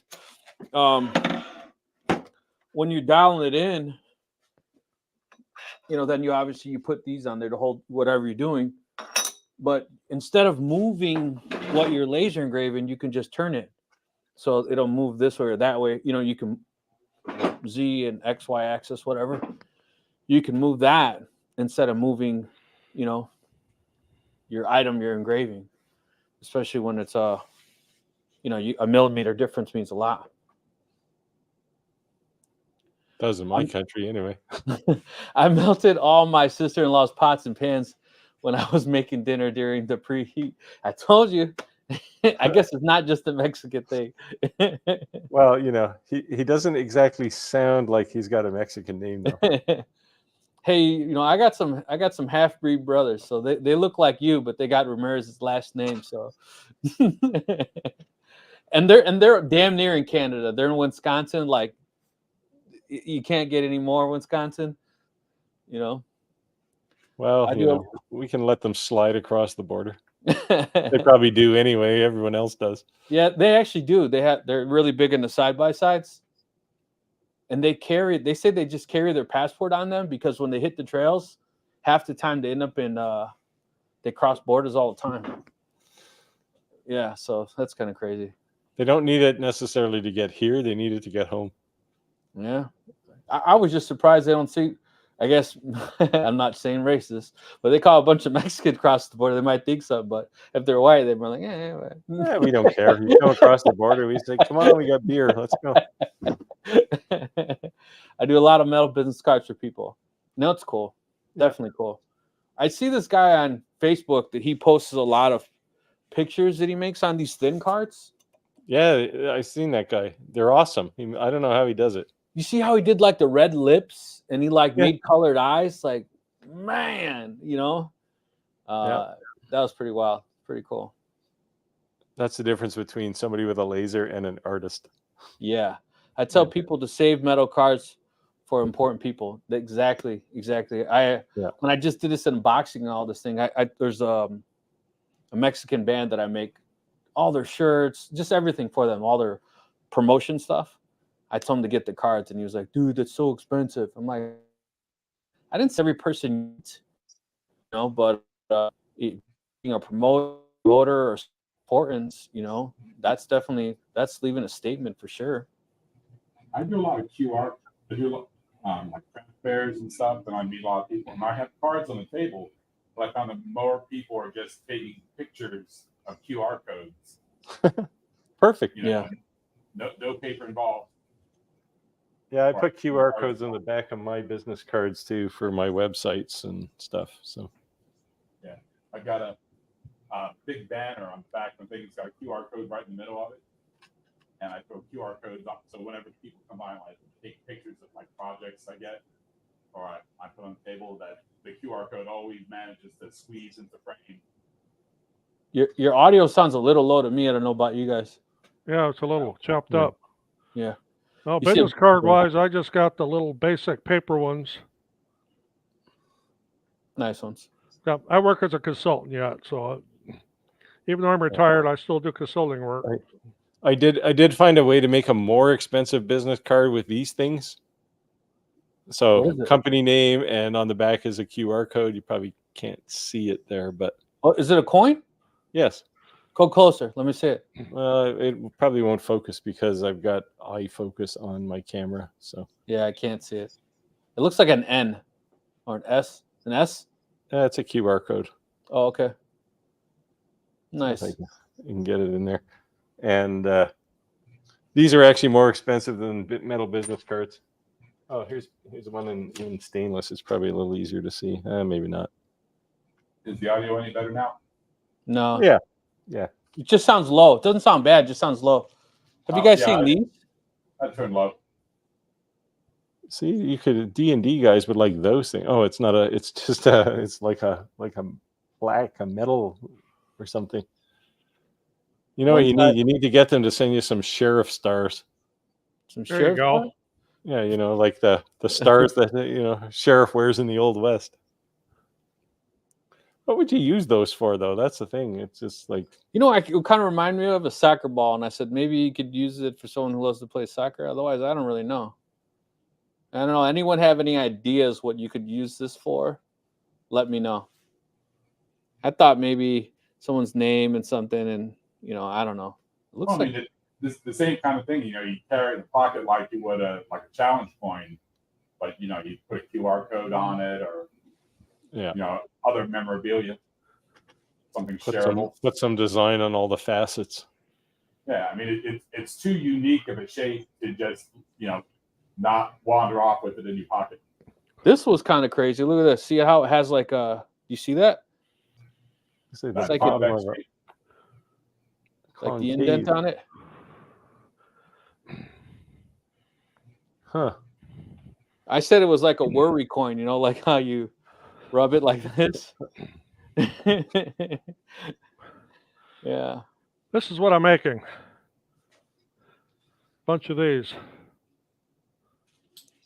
The 20 that's 20 vinyl, ounce right? skinny tumbler and rubber bottom. You see these? You put the magnets in them. You engrave both of them. Huh. And it's a spinner. Oh, that's kind of like a cool money clip. Like boom. And Probably they come with. credit Too card. bad the bearded Viking's not here. They come with Magnets. earth magnets. Yeah. Yeah, boat stands for break out another 1,000. That's right. Like I said, I got 3 of them, and they're all expensive. I thought that was cool. Bottle opener. Well, it's a house, right? So I thought Yeah. a realtor could make this. And to the point, what you're saying is, if a realtor was to put their name and number on it, maybe somebody wouldn't put it on their keychain, right? Well, because it's a bottle opener, people are going to throw it in their kitchen drawer, right? But I thought if you put a monogram of the person's name and maybe like established, that's like when they bought their house. If you were a realtor that sold them the house, you give it to them. Yep. But then on the backside, instead of putting, your name such and such Remax, just put that. What the hell is it called? You guys just said it. QR code. Yeah, just put a QR code. Well, having a bottle opener on a keychain is useful. I've got one. Yeah. That's for emergencies. And It's the laptop you have there to unlock your car. now this side here does the bottles, and if you get an ornery flip top one, cans, that's the other part of it. Yeah. Yeah, there you go. See, I have no such device, not here anyway. Yeah. These are solid brass. These are heavy. So these are some of the things I might be doing giveaways on next week. Oh,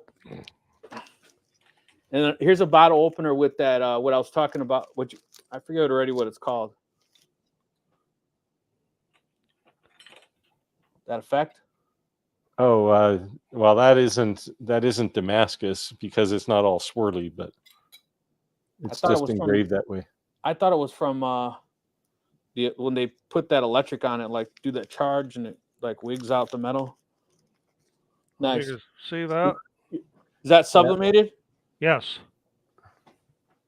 You can do that with a MOPA laser too. Yeah, and then I've got all different size blanks. So, whoop, get this way, and got this one here that looks like a beer bottle, and I've also got it in stainless. I do all these too. Look at the sides. Look at that.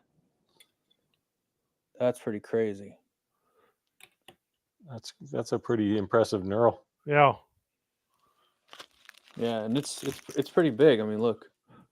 Yes, this is sublimation here on these tumblers. Oop. Yeah, so I think that, you know, laser engraving in general, right? Like when you try to do like everything, I think that you're just not going to make as much money doing it. But I think if you could get in a niche, you can ask for the same exact thing, but because it's a niche, you could ask more, right? I mean, like I was saying, as a prime example, if you wanted to engrave this as a Christmas ornament, I'm not saying you couldn't make any money, but the same exact thing if you made it a child's first Christmas ornament, because now it's a niche, you can ask more, right? Yep, that's So true. everything could have a spin on it that it's a niche, you know, whether it be just could be the same exact blank, just you spun it to be a niche. All of a sudden it makes you more desirable and it can make you more expensive and people still willing to pay for it. Quiet as 40-watt diode. They're not really loud. No. You got a fan on it, but it's not obnoxious. It's not like you're going to hear it next door. I was surprised with the Iker K1 Pro how it turns off. I was like, oh wow. It's like, woo. Yes, it's pleasant to have in your shop as opposed to I have a couple that just never turn off. And Yeah. And the thing Yeah. sounds like a jet engine Yeah. all the time. Yeah. I was like, oh, is something wrong? And then I made it. I'm like, okay. When you're not actually engraving, it actually turns the fan off. I don't know why everyone doesn't do that, but they're loud. Just get used to it. Now the enclosure for that laser, for the Iker K1 Pro Max, whatever it's called, that thing is brutally loud. Yeah. Like But the loudest fan I've ever heard. But I will say I agree. Roger actually said this not too long ago, that those fans are loud, but then when you hook them to external fans, it kind of drones out the noise. Yes, I it noticed does. I've noticed a huge difference on that. It, like, because the big 6-inch fan, it doesn't even turn on instantly. It like takes a little bit to like spin up. Like you can kind of hear like woo. Then once it's at full speed, it's actually quieter, and then you'll hear that fan get like quieter, almost like it's sucking the sound out with it. Yeah, it's either if the second fan in that chain is either higher flow or lower flow, it'll change the tone of the fan in the cabinet. Like one will create vacuum, and the other will create pressure, right? So you'll have pressure in the tube between your enclosure and the second fan. Yeah, I didn't notice that with with the enclosure on that laser though. It was just loud all the time. So it's funny you said to smell it. So when I first got my laser, my wife was like, after the second week, this ain't gonna work. Like, you need to go to your garage. And I have 2 garages, but I'm like, 3 garages. I'm like, no, man. You know what I mean? So that's when came installing everything, all the ventilation. But then first time with the K40, trying to do, I'd say plastics, but it wasn't plastics. What are they called? Acrylic. I was kicking out some smoke out that door, because on the outside of my house, it just looks like a laundry vent. And my wife comes pulling up and she's like, people are going to think the house is on fire, but yeah, you could smell it outside. And when doing a ton of like the Tezza V35, I do some pretty deep cutting. It just smells good outside. It smells like cedar chips or something. Has that smell. But yeah, it's kind of funny. Yeah. My wife has sent me text messages from the house. How come there's smoke coming out of your shop? It's like, oh, yeah, it's just my CO2 laser running. I have seen a lot of people lately, and I don't know, I hadn't seen it till recently, that a lot of people posting they're buying these like carbon monoxide detectors, these like detection, and they're noticing that like there's a lot of toxins still in their house. And even when they're having the external extractors, I actually have on my first floor a Shark air purifier, and then on in my basement, because I'm in my basement obviously right now, I have 2 air purifiers, one right next to my furnace and one in my shop area. You know, but they're not cheap. You know, you're talking $600-800 for these Yeah. Air purifiers.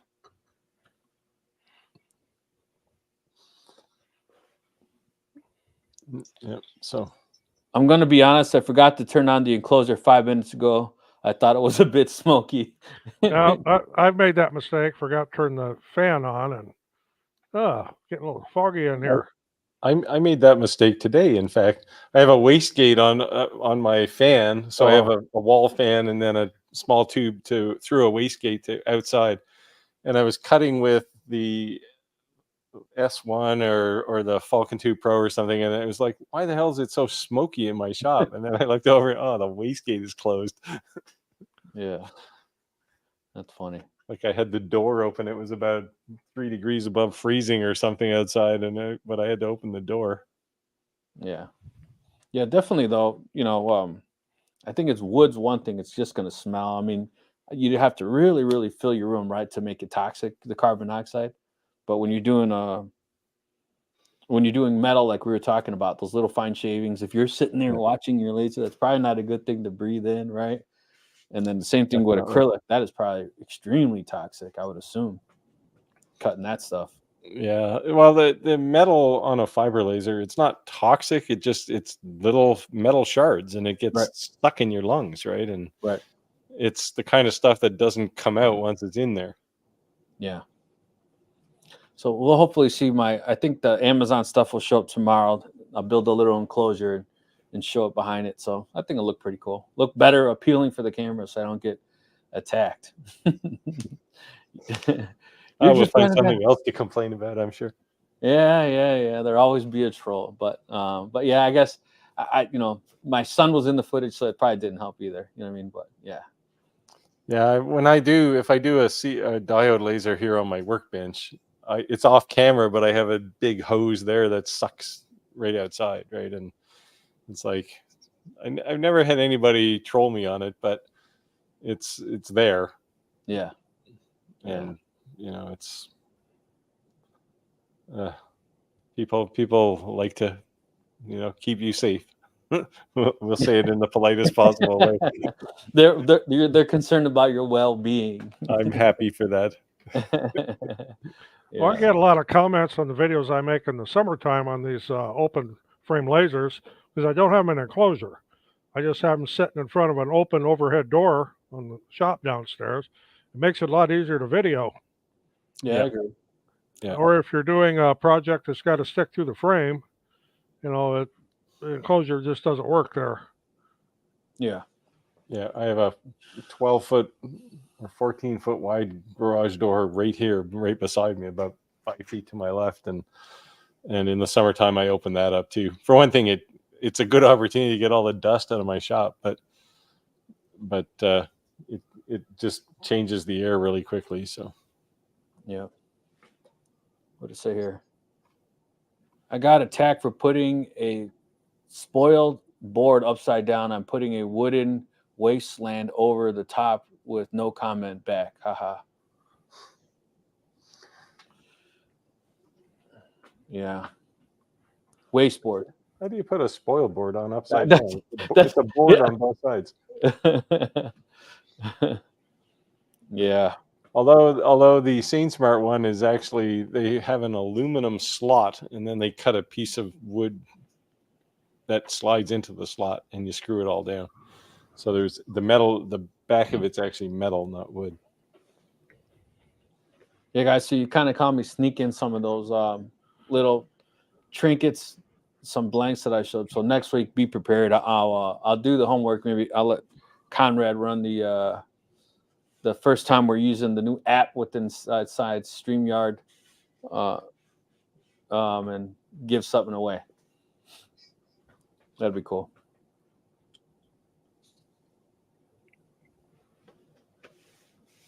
And you guys ride a Harley?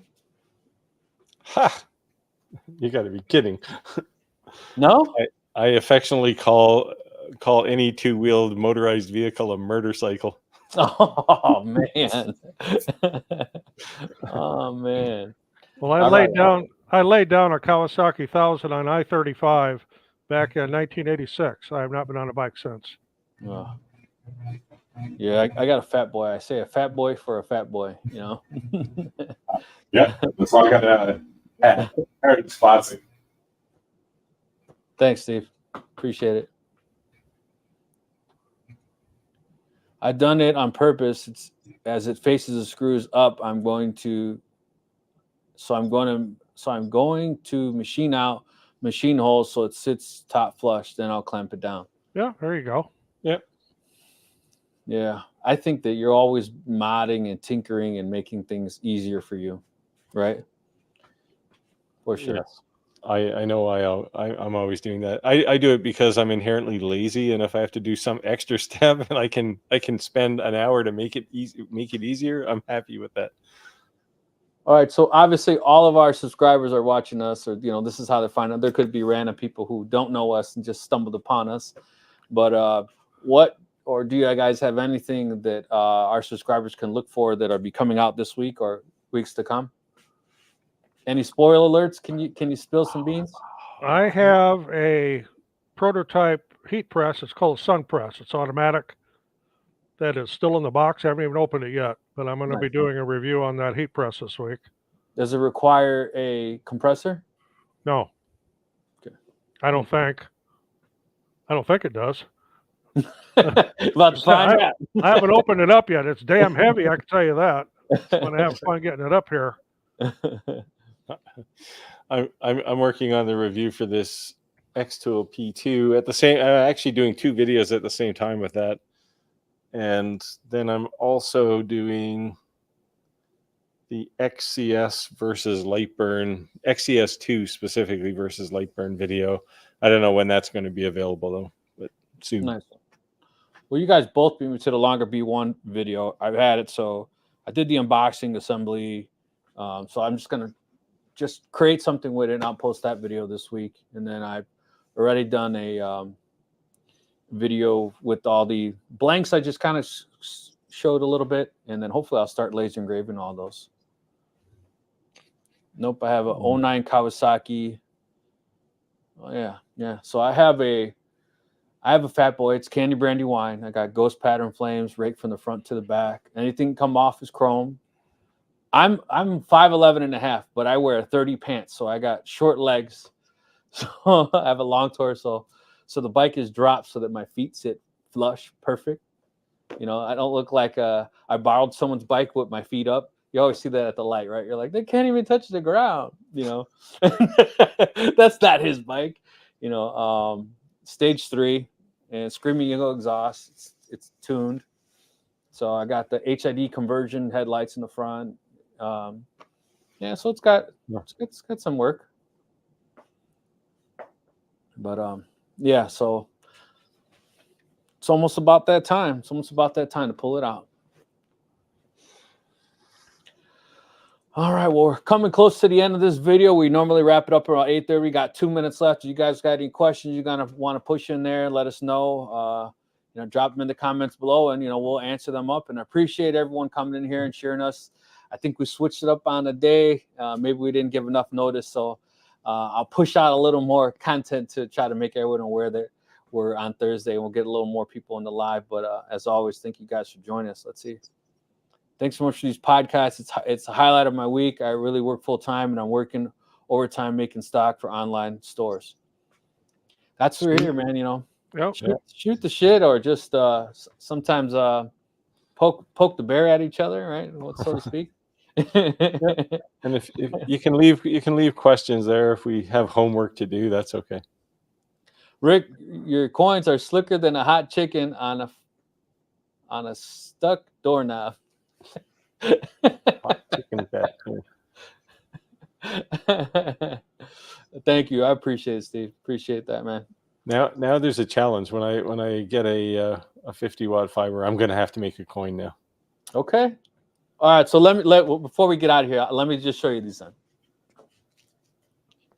You got your standard coin. but this makes me feel like a quarter. Yeah. Right. And you got your poker chip coin. The side's just completely smooth. And then you got your completely smooth, but the side profile kind of looks like that poker chip.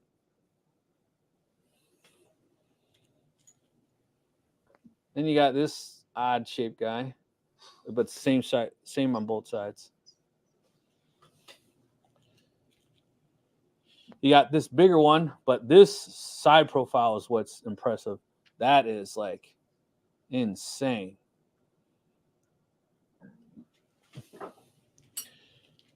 And then you got this, but it's almost single-sided, right? Because that deep engraving around the edge, if you did it on the other side, obviously it'd probably go through. So I could see you writing something on the back, and then that's a little different. Then you have this humongous guy. Look at this. And again, he does some crazy, look at that. Look at the design on the sides. But it's flush on the front, so you could do all the way to the edge, which is cool. And then this, I call it a worry coin, because that indentation in the middle. Now you did a big bottle cap. Yeah, and then what else? I think that's, oh, and then they have ones that are kind of like the brush. But the big thing that impresses me is this, man. Look at that. Must be making it in a big cylinder and then cutting slices off of it to make the coins. Yeah, he shows how he makes them. These are all manufactured overseas, obviously. Then this is the one with the magnets that go inside to make it like a fidget spinner or whatever. So those are all his coins. But there's a ton of other stuff, but bottle openers and you name it. And then he'll make anything for you. So it's cool. I'll have to have a look. What are his prices like? For you, different than everybody else, just being honest.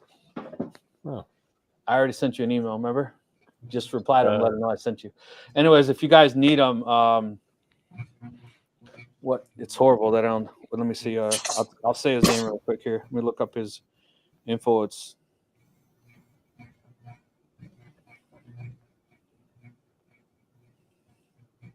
But yeah, if you send him an email and just say, hey, Rick sent me, we're on the podcast live to each other. He'll take care of you, I'm sure. So we have some feedback here.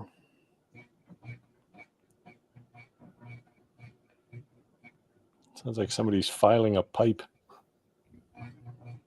Well, I don't have anything running up here tonight. Me either. I don't know. Nor do I. Limitless solutions, but it's limitless, and then S. I might just put it in here. I think I did bookmark them. Yeah, limitlesssolutions.org.uk. Yeah, I have them. Yeah, here. LI.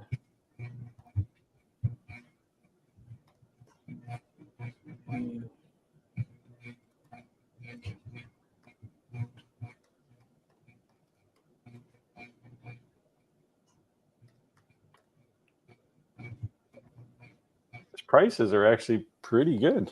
Yeah. And then if you use that code Rick 10%, they'll give you 10% off, even if it's a discounted item, they'll still give it to you. And then anything over $200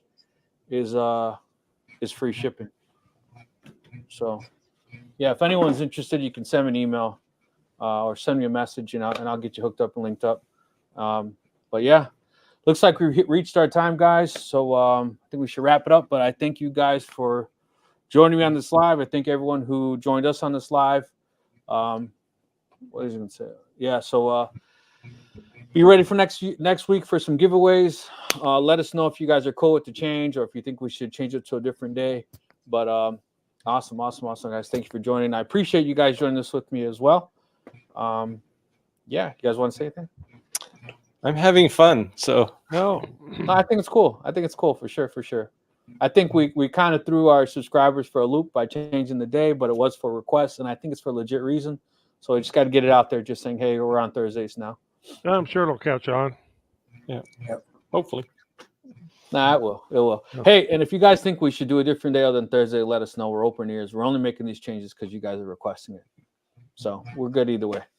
So God bless, guys. Thank you guys for joining, and thank you everyone for following along with us along our journey. Yep. See you all next week. Take next care. Yep. Bye.